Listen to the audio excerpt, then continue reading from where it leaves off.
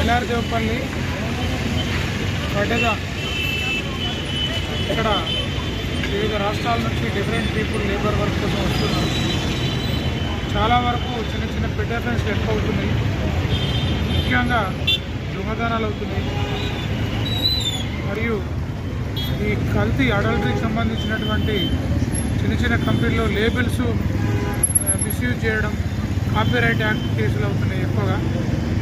So ఈ జనంలో visible policing ఉండాలనే ఉద్దేశంతో మా ఉన్నతాధికారుల ఆదేశం ప్రకారం ఈరోజు మా జోనల్ ఫోర్స్, మా సిపి గారి ఆఫీస్ నుంచి వచ్చినటువంటి ఏఆర్ ఫోర్స్ మరియు మా డీసీపీ గారు, ఏసీపీ గారి ఆదేశం ప్రకారం ట్రాఫిక్ ఫోర్స్, మేము Ellardevapalli police station law and order force, ఎస్ఐలు స్టాఫ్ అందరం కలిసి ఈ కడ్డదాన్ మెయిన్ సెంటర్ అయినటువంటి స్వప్న థియేటర్ దగ్గర ఈ వెహికల్ చెకింగ్ చేయడం జరిగింది.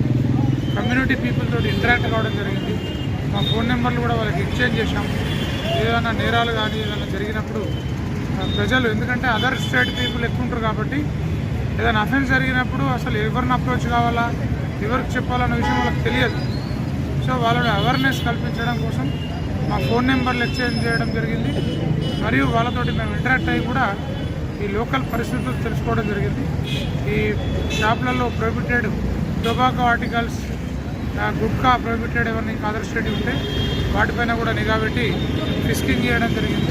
Triple riding, drunk and drive, public smoking ఇలాంటి కేసులు కూడా నమోదు చేయడం జరిగింది. ఈ డ్రైవ్ ఎప్పుడు కూడా కంటిన్యూ కొనసాగుతూ ఉంటుంది. ఇక్కడ స్థానిక ప్రజలకు ఏమైనా ఇబ్బందులు ఉన్నా, ఏదైనా నేరాలు జరిగినా మాకు ఇంటిమేట్ చేయాల్సిందిగా వాళ్ళని కోరడం జరిగింది.